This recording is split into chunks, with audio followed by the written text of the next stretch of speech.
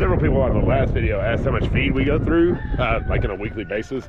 So we do, this group gets a 5-gallon bucket full in the winter. In the summer, it's more about a half of a 5-gallon bucket. So we definitely go through more feed in the winter, just because your pasture's great. We also supplement with hay. We do give them hay about every other day, but they usually always have hay on hand. So I would say a bag right now lasts us about 2 days.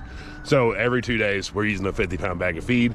So, and 6 days we use 3 bags. So if that's any help for what you're looking for.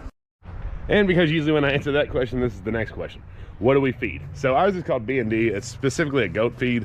When you have a petting zoo style like what we have, you have to say who is the weakest link in this petting zoo, and that is definitely the goats because they need a specific diet. And then you say, okay, can everything else eat the goat feed? And the answer for that for us is yes. If we had sheep in this pasture, that would change everything, because sheep and goat, two totally different. Sheep do not need copper the way that goats need copper. It'll actually kill sheep if they have too much in them. So if you're mixing goats and sheep, that's where it gets a little bit more difficult when it comes to feed. We also only have females in here. Male goats do not need grain. If you give them grain, too much grain, it will kill them. It'll block them up. So that's something that you have to watch out and pay attention to. But for our group, they all get goat feed.